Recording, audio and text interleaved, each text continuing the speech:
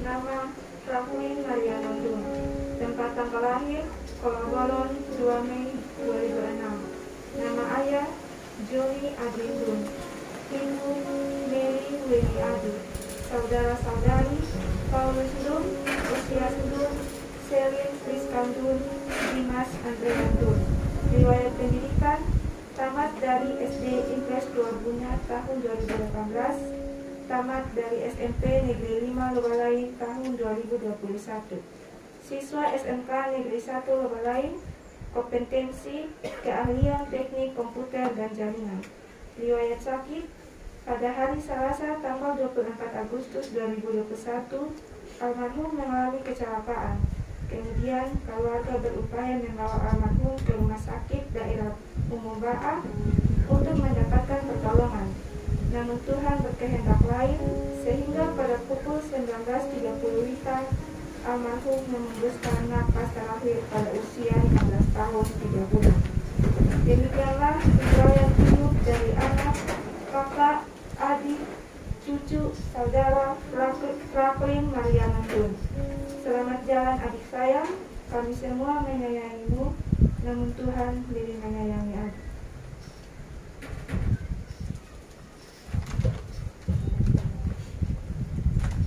Terima kasih Bapak Ibu, sidang duka yang berpengharapan. Kita masuk dalam acara yang berikut, yaitu ibadah pemakaman almarhum. Shalom Bapak Mama, saudara-saudari sidang perkabungan yang berpengharapan di dalam Yesus Kristus, keluarga besar Dun, keluarga besar Adu, dan semua rukun keluarga yang terkait di dalamnya. Saya kasihi Bapak Adi, Mama Mary, Kak Usias, Kak Selin, dan adik Cornelis, untuk peristiwa yang begitu menyayat hati dan tentu luka yang mendalam oleh karena kepergian orang yang dikasihi yang tidak akan pernah kembali lagi. Mati muda. Semua orang pasti menyesal dan menangis bila ada yang mati muda. Orang tua dari seorang anak lelaki muda yang meninggal tampaknya juga berpikir sama. Kita sangat setuju itu, dan kita sendiri menyaksikan saat ini.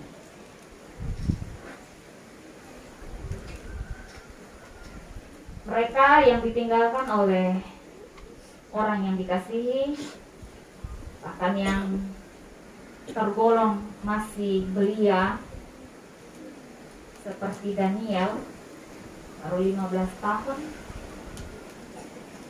Kata-kata yang muncul itu sudah diwakili keluarga oleh MC tadi.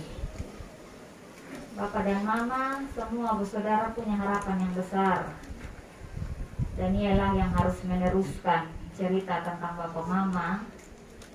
Dia akan jadi tulang punggung keluarga. Dalam masa depan Daniel, pasti Bapak Adi, Mama Mary telah berpikir, bahkan sementara mendoakan dan berusaha supaya Daniel bisa jadi orang yang lebih baik dari Papa dan Mama. Dia menjadi penerus yang membanggakan keluarga. Tapi ketika duka melanda, Daniel harus pergi untuk selama-lamanya, maka banyak kali kita mendengar orang-orang yang kehilangan. Mereka akan bilang hanya orang baik yang mati muda, dan ia terlalu baik untuk dunia yang jahat ini. Dia terlalu baik, ya. Jadi ini sudah yang harus dia alami di akhir hidupnya. Dia harus pergi dalam usianya yang walaupun masih sangat muda. Dan saya yakin perasaan seperti ini tidak bisa dibuktikan kebenarannya, tetapi saya juga mengetahui satu kisah tentang seorang anak yang meninggal dunia karena ia adalah satu-satunya orang yang baik dalam keluarganya. Kita baca dan kita dengar tadi dalam Raja-Raja ya, 1 Raja-Raja pasal 14 ini. Khususnya ayat 12 dan ayat yang ke-13. Kita dengar dan baca tadi. Abia, dia sebagai anak sulung dan putra mahkota dari Raja Yerobeam yang memerintah di kerajaan Israel Utara. Matinya Abia sebagaimana yang dinubuatkan oleh Nabi Ahia. Nabi Ahia bilang, nanti akan banyak orang yang susah ketika mereka melihat kematian Abia. Semua akan merata. Seluruh penduduk Israel akan merata. Bukan karena Abia mati muda. Bukan karena tidak ada raja Israel yang akan dapat melanjutkan kepemimpinan Israel. Tetapi kesedihan mereka ini letaknya di mana? Apa alasan kesusahan dan ratapan dari penduduk Israel atas kematian Abia? Bapak-bapak, saudara-saudara, letaknya adalah dalam pribadi Abia. Abia itu dia orang yang sangat baik. Abia memperlihatkan suatu sifat dan perilaku hidup yang sangat jauh berbeda dari dia punya bapak Yerobeam, juga dia punya kakak. Dia punya kakak Nadab.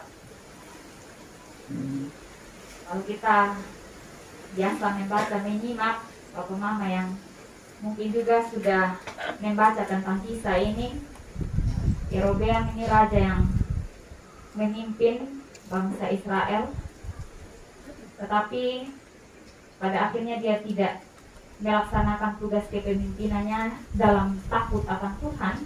Dia tidak setia kepada Tuhan Allah, tapi dia berpaling, dia menyeleweng, dia ada dalam penyembahan berhala. Itu juga diikuti oleh Nadab anaknya. Hidup mereka bertentangan dengan kehendak Allah dan melakukan kejahatan di mata Tuhan.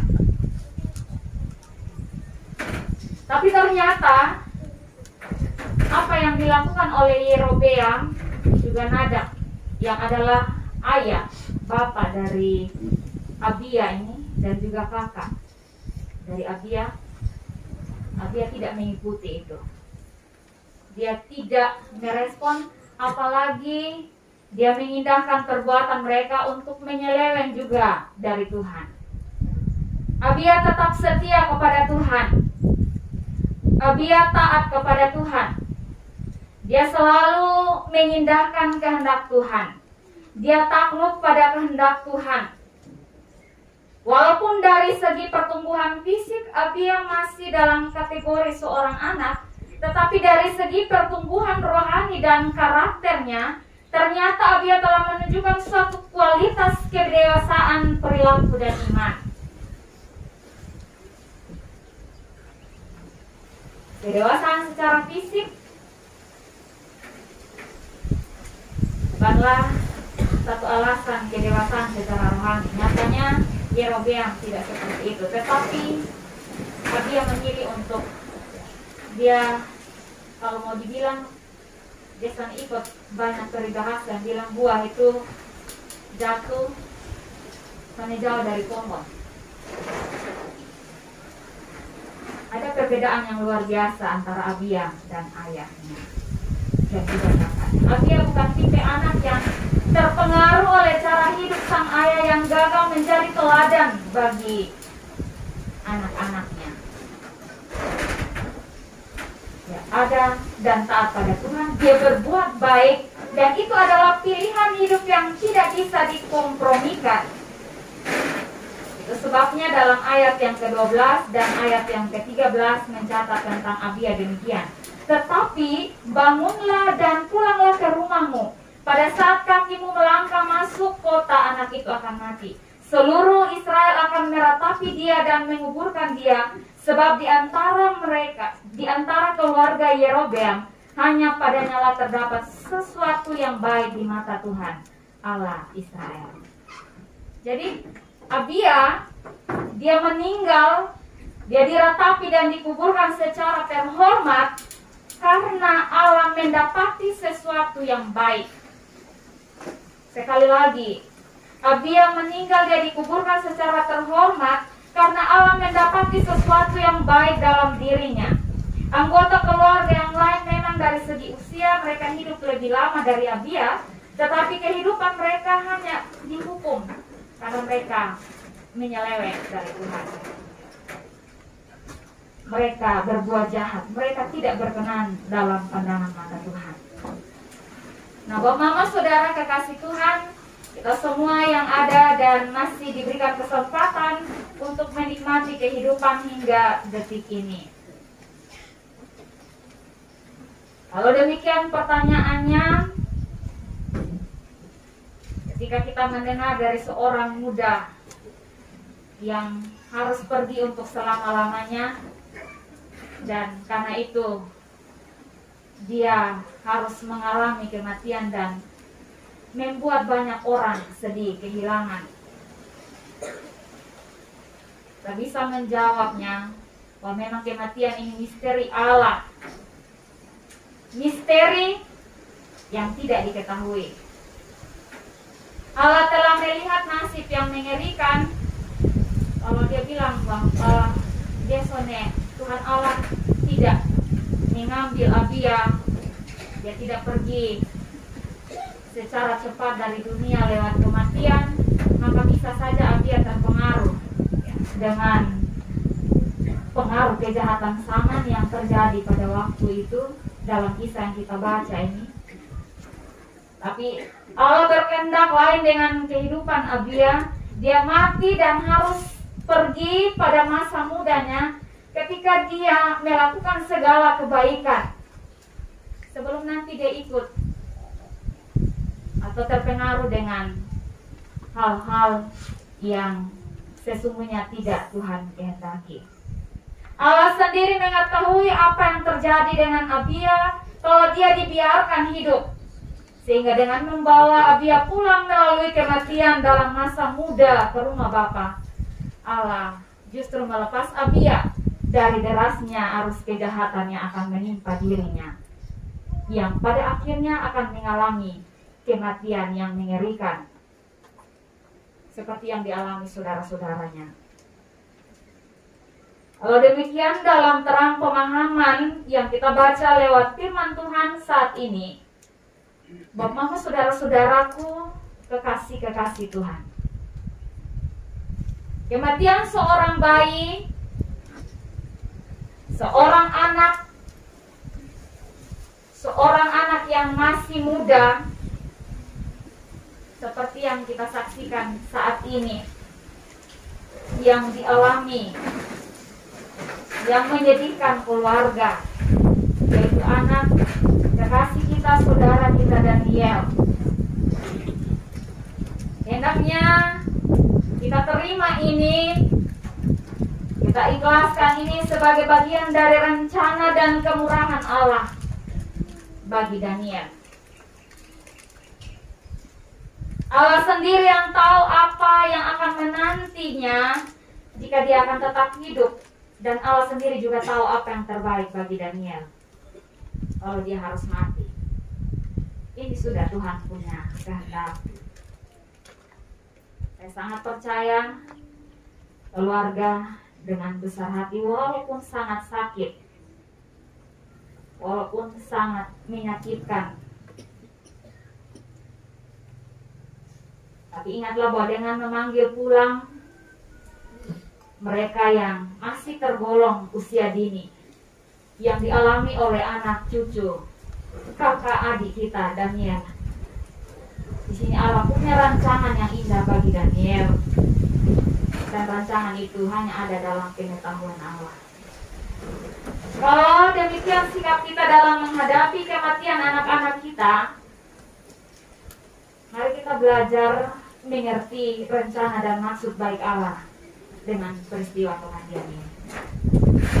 Mama Mary, Bapak Adi, dengan berjalannya waktu akan bisa menerima, bahkan juga mengikhlaskan setiap maksud dan rencana Allah yang baik ini dalam kehidupan Bapak dan Mama.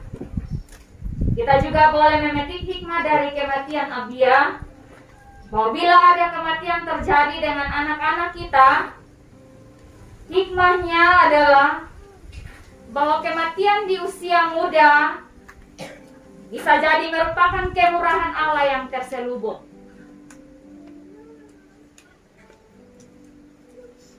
Dengan demikian, ada pesan dari bacaan firman Tuhan ini. Yang pertama, kematian dapat datang kapan saja tanpa memandang perbedaan, entah itu umur, jabatan, status sosial, atau usia hidup.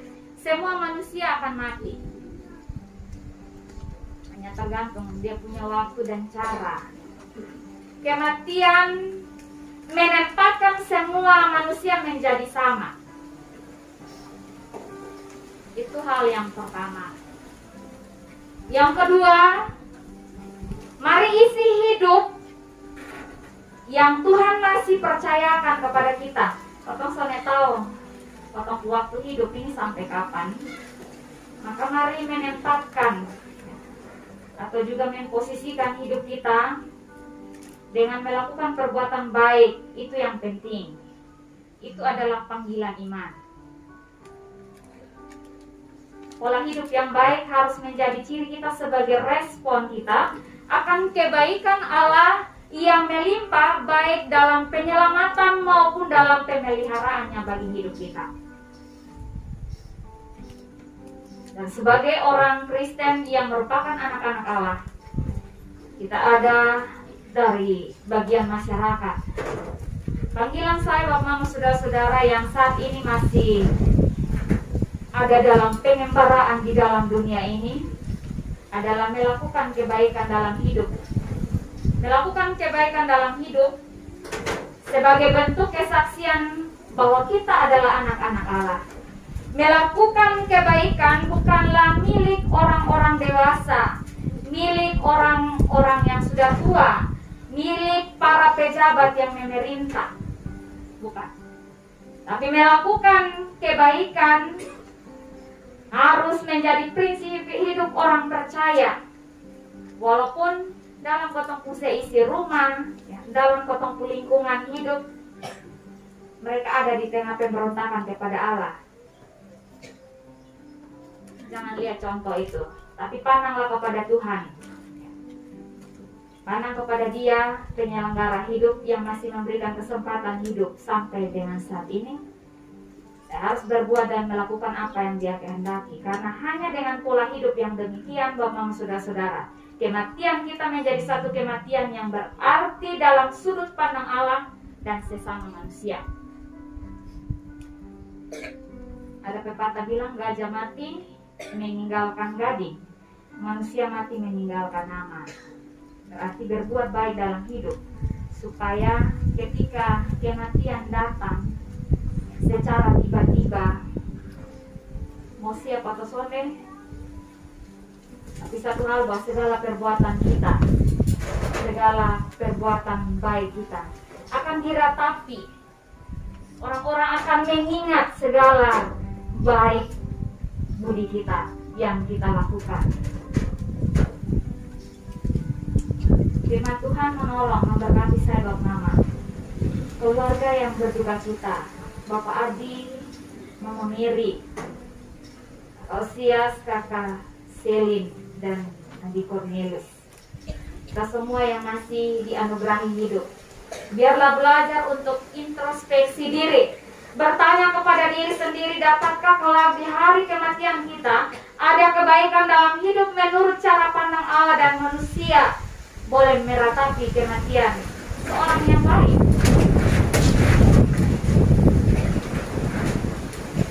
Abia telah memberikan pelajaran berharga untuk kita mempercayai Allah, belajar taat kepadanya, dan terus melakukan kebaikan dalam hidup.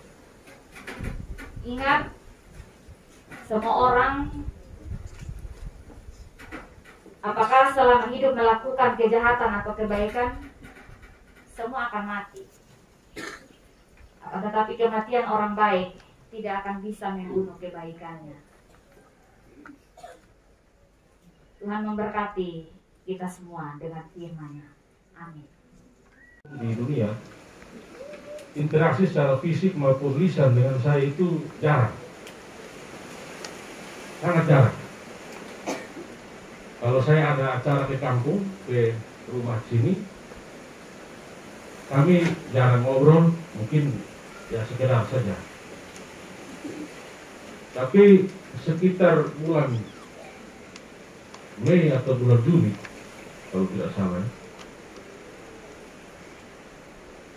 Bapak dan Mama daripada almarhum, yang dalam kejadian saya panggil dengan Bu Adi dan Susi Mary, datang ke rumah saya untuk menyampaikan maksud bahwa almarhum berkeinginan untuk melanjutkan pendidikannya setamat SMP, itu melanjutkan ke SMK. Jurusan yang dia pilih itu adalah jurusan teknik komputer dan jaringan.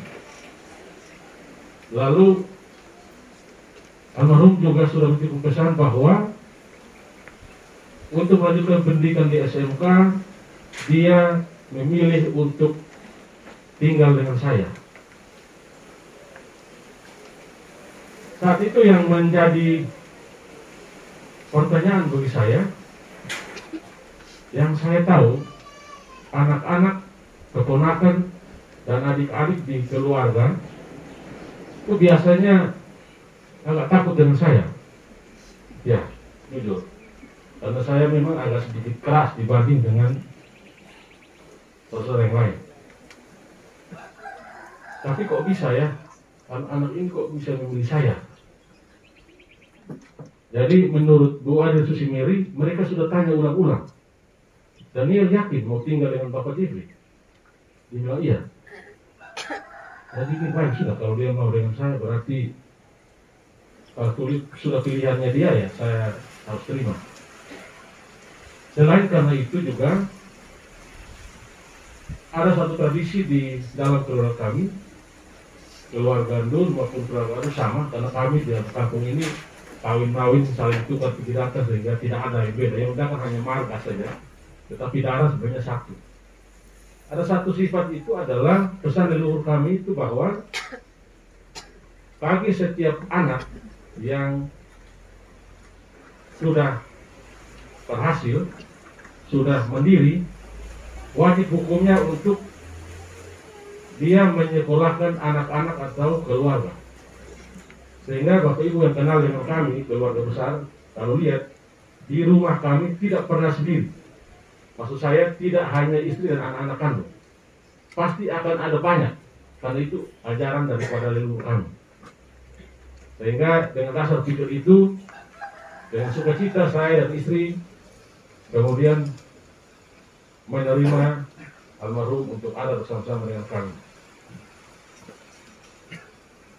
Di lingkungan, dia karena baru bersama-sama dengan kami di Bah itu kurang lebih 2-3 bulan, sehingga interaksinya dia juga masih terbatas, belum terlalu bersosialisasi dengan tetangga. Tetapi dengan anak-anak kecil sebaya bahkan ke umuran ke bawahnya itu sudah mulai bersosialisasi. Kebetulan di depan rumah saya ada lahan kosong, biasanya menjadi tempat bermainnya anak-anak, sehingga dia sudah mulai berinteraksi. Lalu proses pendaftaran di sekolah berjalan normal walaupun secara online, tapi almarhum kemudian tercatat sebagai siswa di SMK Lingkatul Walayan. Setelah melewati masa FLS kemudian masuk ke pembelajaran karena ada PPKM sehingga pembelajaran juga online. kesehariannya normal, tidak ada hal-hal yang aneh pada almarhum. Tetapi kurang lebih dalam 1 minggu terakhir itu ada hal yang saya rasa agak janggal dari kesehariannya. Dia sering tidak konsen dalam komunikasi. Yang saya tanya hal lain, jawabannya lain. Saya suruh lain, dia buat lain. Jadi saya juga sempat berpikir ya mungkin karena ya, dia masih baru, jadi saya maklumi. Tapi saya selalu berpikir ini kapan dia bisa berinteraksi dengan baik, menyesuaikan dengan kehidupan di rumah. Pada tanggal 24 Agustus 2 hari lalu, ya kurang lebih jam-jam seperti ini, kebetulan satu pekerjaan kecil di rumah untuk menyelesaikan satu bagian rumah, satu kamar untuk nanti dia pakai tidur. Dia berbincang dengan seorang saudara di Baa yang mengerjakan pekerjaan itu, Om Yus Mesak. Dia menyampaikan bahwa setelah pekerjaan ini selesai, sore saya mau ke Lole.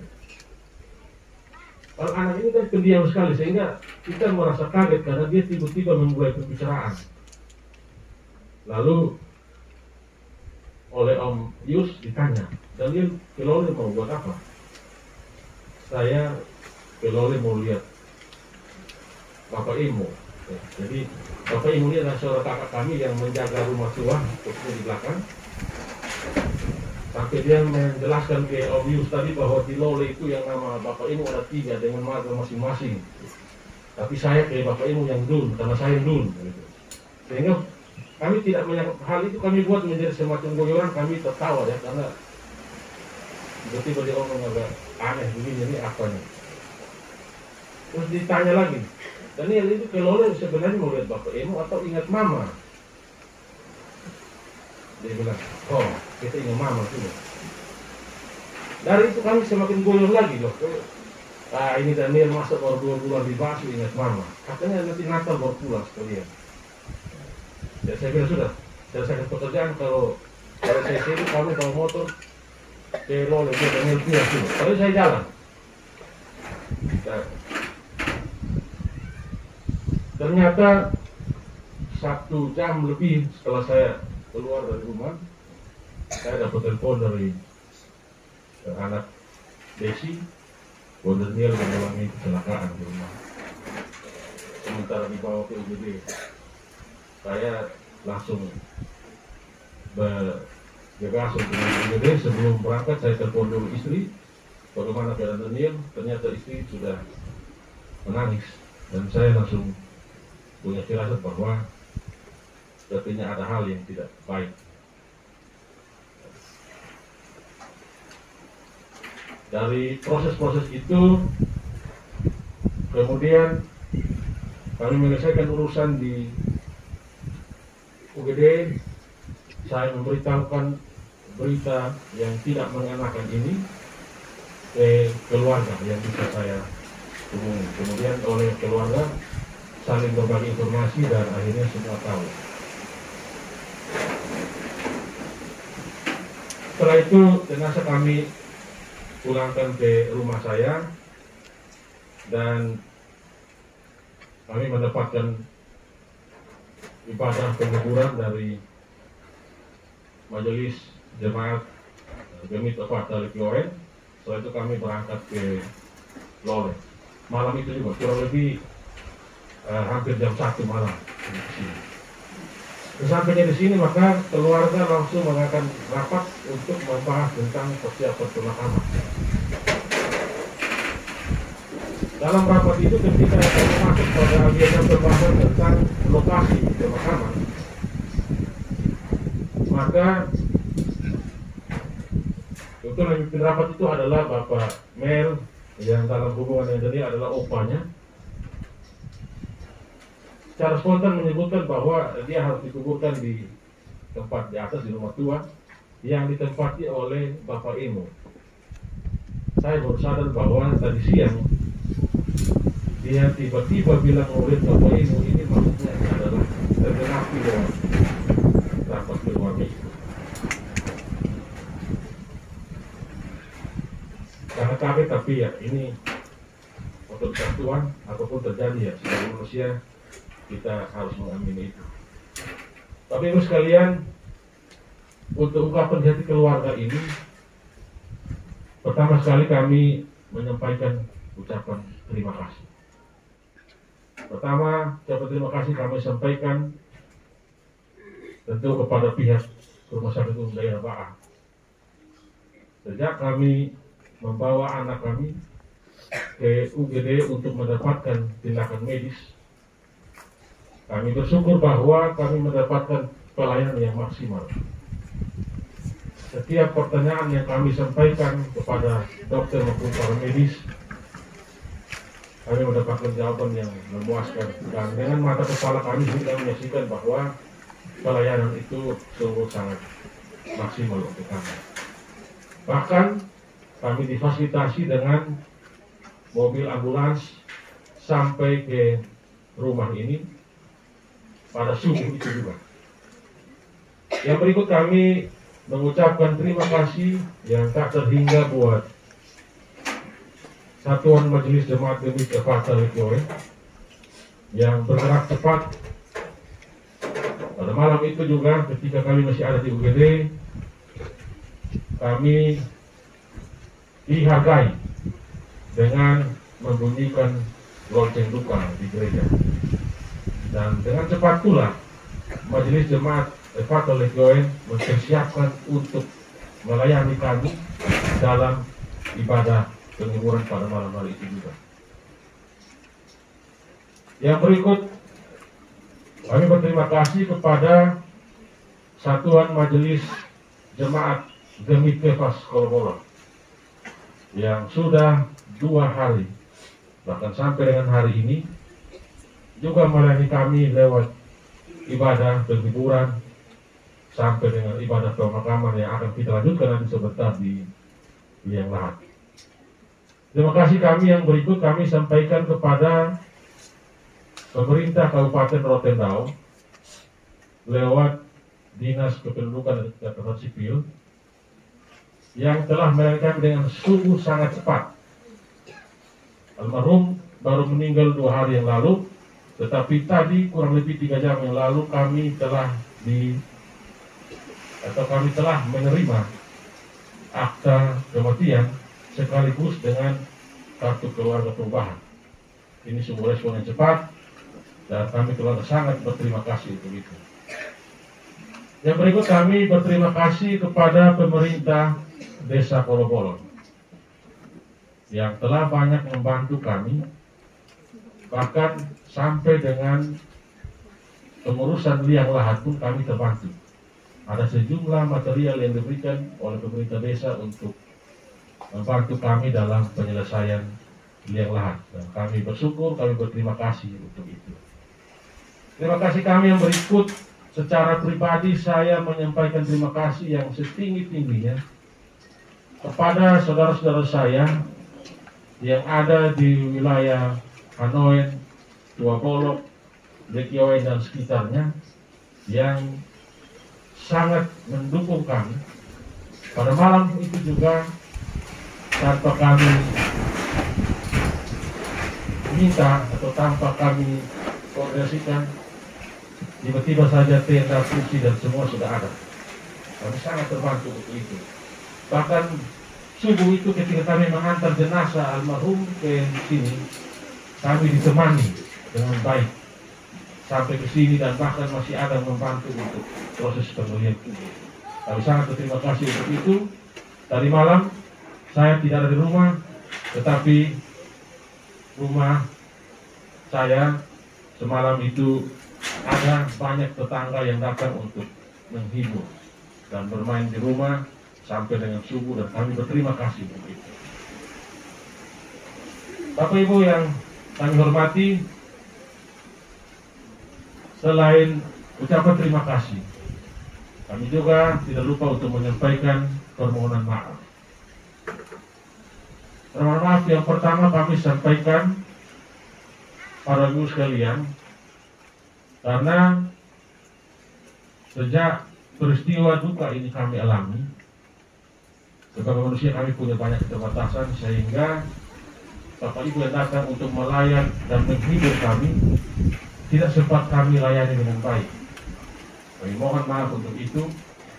Dan kalau ada ketidaknyamanan yang Bapak Ibu dapati selama Bapak Ibu datang untuk menghibur kami, sekali lagi kami mohon maaf.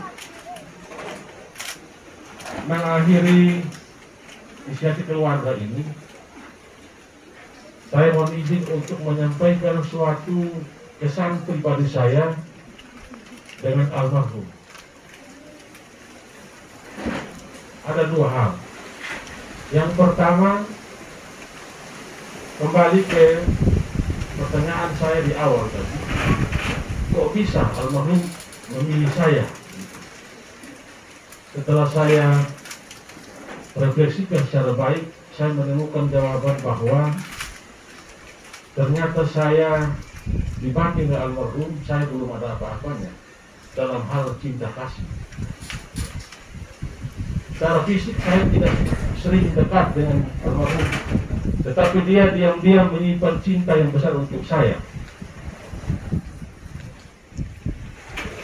Dia mempercayai saya sebagai jembatan untuk membangun masa depan, maka dia memilih untuk tinggal dengan saya. Luar biasa. Saya akui bahwa saya belum mampu. Saya kalah dari dia.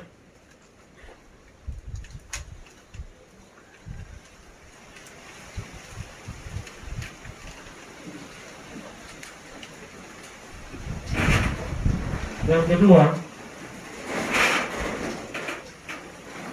sebagai orang tua, saya harus menyampaikan permohonan maaf secara khusus kepada almarhum bahwa cinta kasihnya begitu besar kepada saya, percaya kepada saya untuk membangun masa depan bersama dengan saya, belum sempat saya balas. Saya belum sempat membawa atau membuat dia menjadi lebih baik. Ini kelemahan saya. Saya mohon maaf. Kalau Daniel masih bisa mendengarkan suara saya sebagai bapak, saya mohon maaf. Saya kira ini itu yang bisa saya sampaikan. Bapak Ibu sekalian, terima kasih. Saya mohon maaf.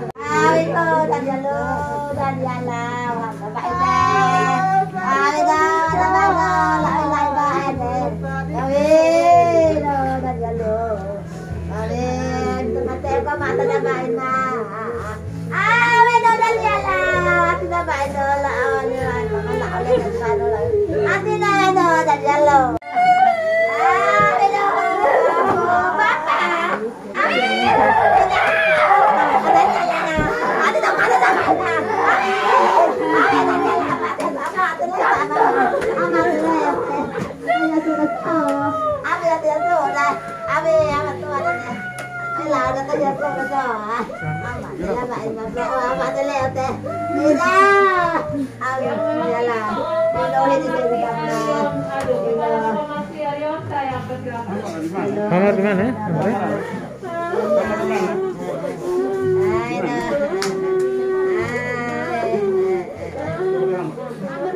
Itu kira di sana.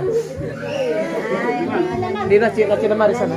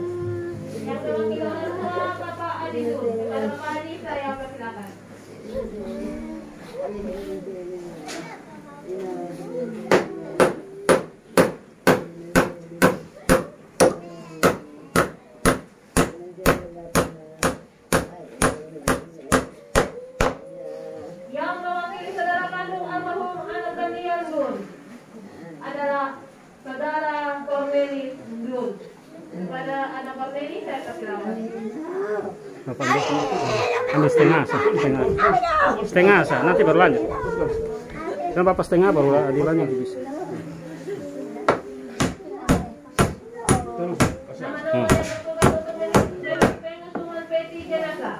Yang pertama, Saudara Paulus Lun. Yang kedua,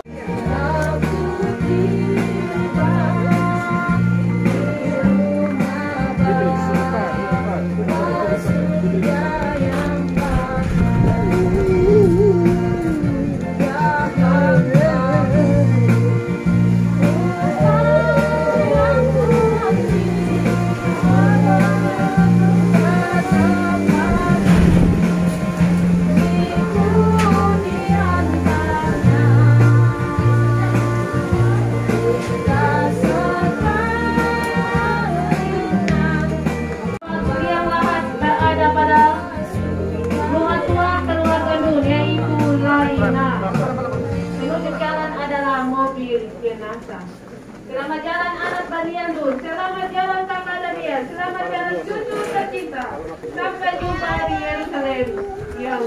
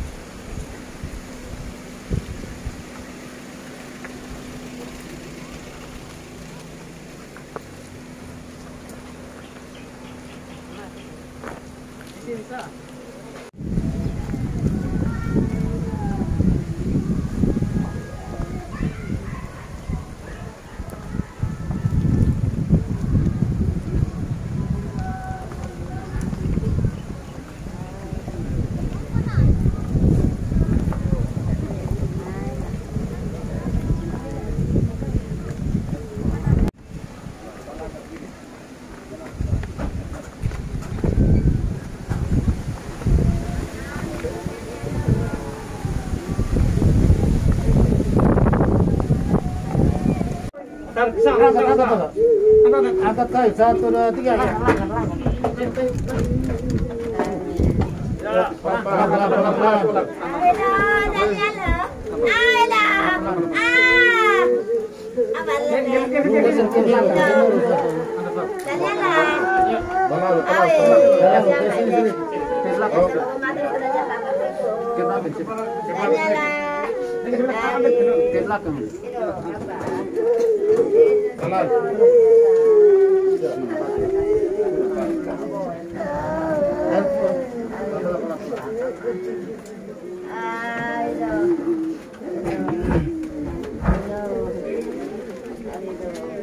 Kita akan menguburkan jasad dari anak, cucu, saudara, teman, sahabat kita, almarhum Raklin Maria Nundun yang telah meninggal. Meskipun kita berduka cita karena kepahitan maut telah menjadi bagian dari hidup kita, namun kita percaya bahwa kehidupan yang kekal dijanjikan kepada kita. Itulah yang akan menghibur kita. Mari bersama-sama kita mengucapkan doa Bapa kami. Kita berdoa.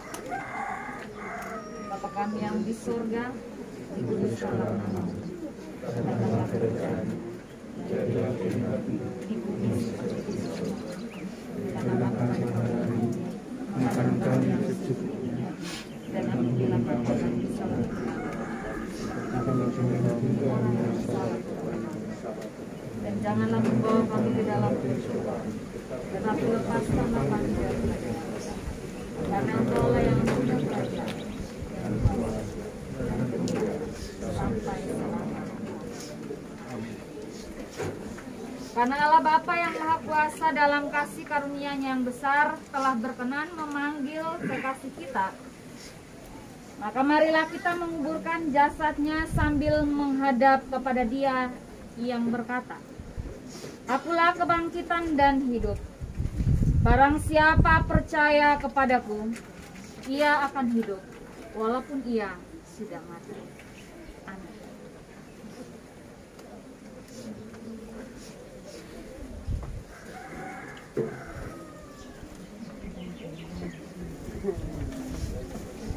Sudah.